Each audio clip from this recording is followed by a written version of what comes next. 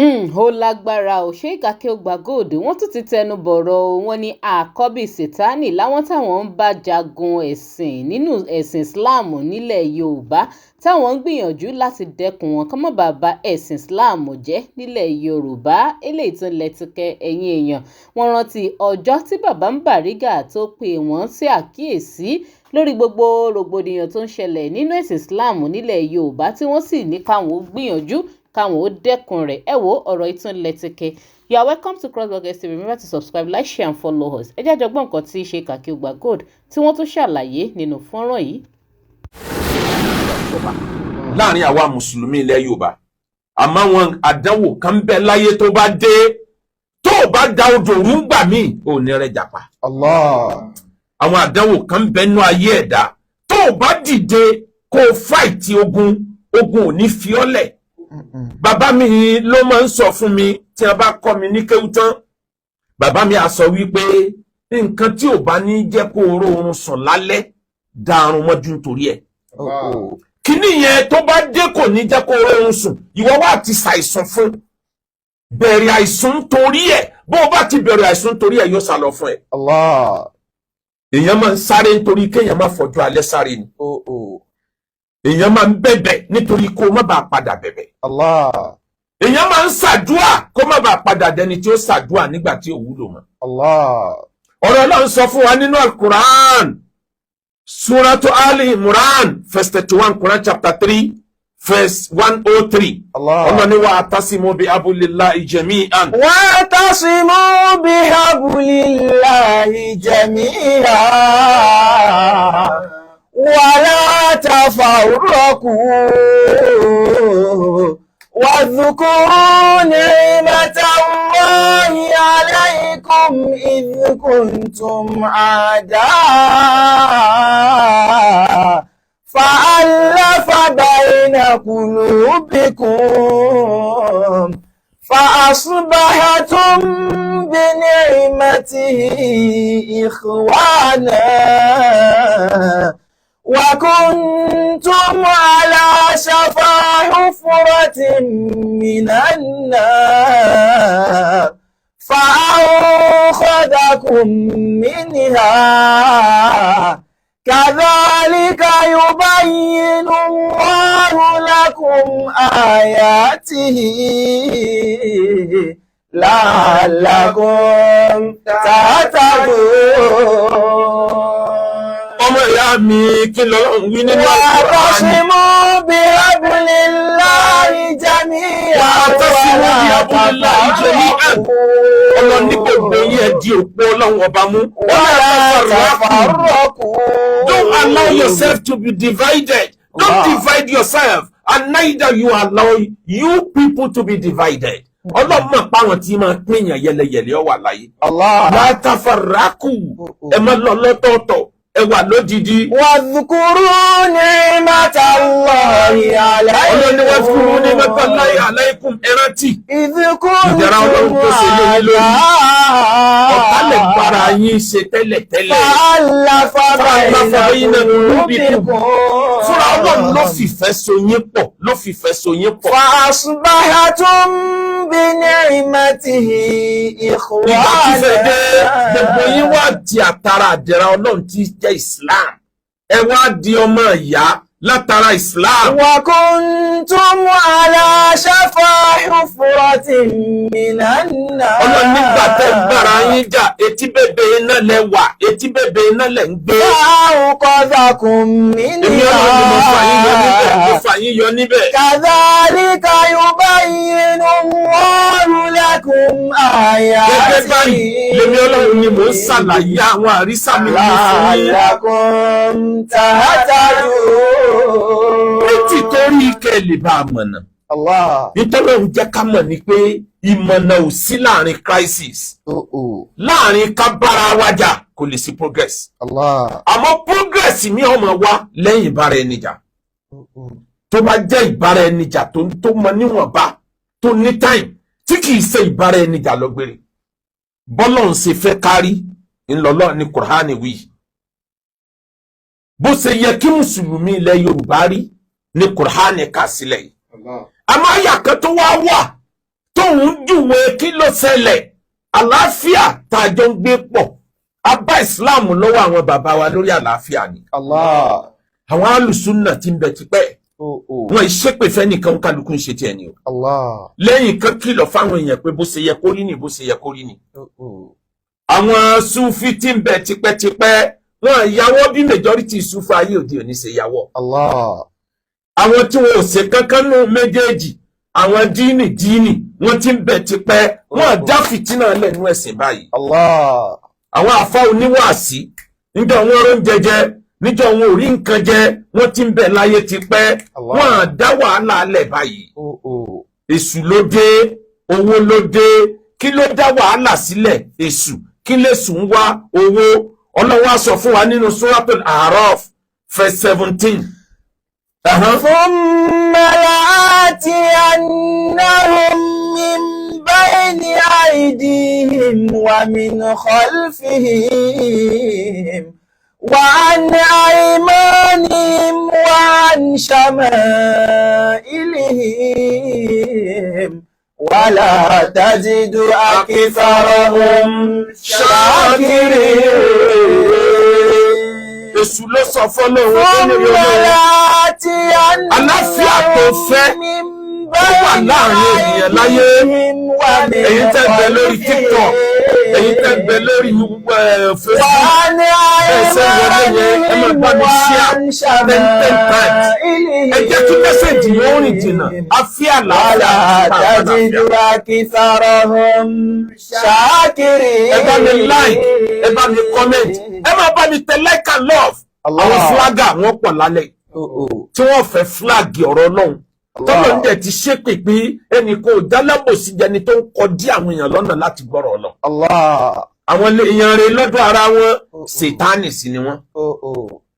mùnáfíkì azọ́lùmí túlétúlé bó ṣe ń wò yìí ló tún wọ̀ ọ̀hún bẹ́ẹ̀ bá fẹ́ parí ìjà ló tún yín mú kàkà kó wọ́ kàkà kó fọ̀sẹ̀ kó túbà jàgbàjàgbà rèdèrèdè ló ń bá ká. Mùnáfíkì azọ́lùmí túlétúlé bó ti wọ̀ yìí ló tún wọ̀ ọ̀hún ló tún yín mú.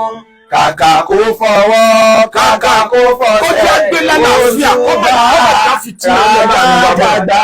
Rèdèrèdè ló ń bá ká. Sátánì ló sọ níwájú Ọlọ́run lórí Ọlọ́run. Bọ́kọ̀ bá ti yẹn náà wí, gbogbo àlàáfíà tó fẹ́ kó ṣẹlẹ̀ yìí. Bó ṣe lọ fẹ́ káyọ̀ wà lálàáfíà, báyé bá wà lálàáfíà sóhun oníríṣẹ́ tó ń ṣe. Bó làwọn ọmọ náà ṣe wà, ìrì Ọlọ́run. ثم لآتينهم من بين أيديهم wọ́n dà wọ́n rú lọ́wọ́ wájú tí wọ́n bá lọ wájú wọ́n dà wọ́n rú wọ́n ní lọ́wọ́ ìfihìn bí wọ́n gbà ẹ̀yìn wọ́n dà wọ́n rú wá látẹ̀yìn wọ́n ní ìmọ̀ọ́nì wọ́n dàgbòrú lápá ọ̀tún wọ́n sàn wọ́n dàgbòrú lápá òsì wọ́n wà tẹ́jú dára.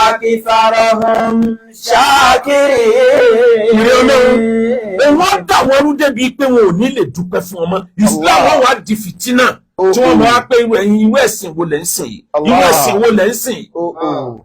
lójoojọ́ mi lójú àwọn kan nígbà tí sì ń jẹ légbò ẹnìkan ò rí àwọn kan wọ́n ń jáde wọ́n ń wí kántánkantá ojú ń gbà wá tì fún yín ọmọjọ́jú rẹ̀ yọ bọ́ gọ́tà ojú wèrèwé ló ń gbà ọ́ tì ojú ọgbà ọ́ tì ńgbà tí ń bú bàbá Mudiru Markaz tí ń bú bàbá Sheikh Adam ojú ọgbà ọ́ tì nígbà yẹn ojú ọgbà ọtí ńgbà tí ń yẹ̀yẹ́ bàbá Muyideen Ajani Bello ojú ọgbà ọtí ńgbà tí ń bú bàbá wa ọba Ìlọrin ojú ọgbà ọtí ńgbà tí ń bú bàbá wa ìmáàmù ìlú Ìlọrin ojú ọgbà ọtí nígbà tí ń bú gbogbo àwọn bàbá wa àwọn tí wọ́n kú tí wọ́n sọ pé náà ni wọ́n lọ ẹnìkan ló bí wọn ẹnìkan làwọn náà bí bàbá ẹnìkan ni wọ́n ojú ọgbà ọtí nígbà yẹn o àmọ́ ńgbà tálábòsí wá dé ẹ wá di ojú ń gbà wá tì fún yín ogun tí ò bá ti parí èèyàn kì í padà ń bẹ̀. ṣé bá nẹ́bí ṣe Islam ni wọ́n sọ fún ẹ̀pá nẹ́bí jagun ni. Sallallahu alayhi wa sallam. Nẹ́bí jagun in self defence láti gba mùsùlùmí ayé sílẹ̀ kó dẹ̀ secure future. kí ló dé ànẹ́bí dogun bá dàrí. débi ẹ̀kọ́gun wa kà mọ́ lè ní ànẹ́bí ò lọ bá wọn. àwa náà lọ gbéjà bẹ́ẹ̀ ní bọ́dí tí wọ́n fi bẹ̀rẹ̀ sí tọwọ́ bọ ìgbésí ayé wa. Allah. Ó wá tọ́ka sọ yí pé bẹ́yàn bá jà ìjà tán ni bó o bá léwèrè tí o bá ti kó gòkè odò bó o bá ìpadà ó tó padà bọ̀ wá báyìí ìpadà bá bìjà yóò burú ju ta kọ́kọ́ lọ. Kò sí ní tó gbé wa débẹ̀ àfi àlàáfíà fà ẹni tí bá ń fa irú ń tà ń fà lọ́wọ́ yìí a lot of things ni ọmọ lose. Allah. Kò yẹ yín ni nínú orílẹ̀-èdè tó gbọ́n jù láyé òní China wà. China ọ̀bẹ nìkan jà. Russia ń bá àwọn country kan jà. Russia ò progress ń padà ẹ̀yìn ni. China tí ọ̀bẹ nìkan jà tó jẹ́ pé economic interest ẹ̀ ló mú láyà ẹ̀ mọ̀ ní pé China ní control gbogbo ayé lẹ́yìn. Àmọ́ téèyàn ọba jà àwọn ogun kan àwọn war of necessity ń bẹ láyé tó o bá jà ò lè nísinmi ìgbà tó o bá lọ sinmi wàláhì ó ń tọ̀ wọ́n ba rẹ̀ nú àdánwò. Bó o bá ní wàá sinmi ọba tó ní ọ̀gán ò ní gbà yàgá fi làǹwàlà o fi dárì mọ́ ìdọ̀tún. Ikú tàbí sínàtì fàdàrò yàkùbọ̀nù. Ikú tàbí sínàtì fàdàrò yàkùbọ̀nù. Yàgá fi làǹmù pèrè òkú lóyè. Wàlà ó fi dárì mọ́ ìdọ̀tún. Ṣé ìgbà yìí ò kìlọ̀ fún ọ tó? Orí wà sí mú nínú ayé sẹ́lẹ̀. Èkó ń tàfi sínàtì fàdàrò fàdàrò yàkùbọ̀nù. Èkó tàfi sínàtì fàdàrò yàkùbọ̀nù. Tó bá ń sùn lọ́wọ́ àdánwò gbàtọ̀ sáfún yẹn ni ó di ọ̀dìdẹ pé dídé. Àwọn àfáà wa àgbà wọ́n ronú sùn nísìn. Allah. Àwọn àkànlá fara kóyà rẹ̀. Ní tí ò jẹ́ kí ẹnìkan kan ó lè dìde láti fáìtì kọ́ọ̀sì yìí wọ́n mọ̀ pé àwọn táwọn fẹ́ bá fa àkọ́bí ṣètánì ni wọ́n. Allah. Wọ́n jáde ẹ̀ débi pé wọ́n bá ẹ lórúkọ jẹ́ débi pé wọ́n gbé fọ́tò ẹ lọ́nà tẹ́nìkan ò jẹ́rí láyé gbogbo ẹ̀ láti discourage ẹ̀. Àwọn tí wọ́n bá ń ṣerú nǹkan báyìí láyé wọ́n máa lé ẹni tí wọ́n bá ń bá fa wọ́n máa ń pa ẹlòmíì. Allah. Ẹni wọn ò rí pa wọn apá ẹlòmíì lẹ́yìn ẹ̀ lẹ́gbẹ̀ẹ́ abẹ́ ẹ̀ mọ̀ ni.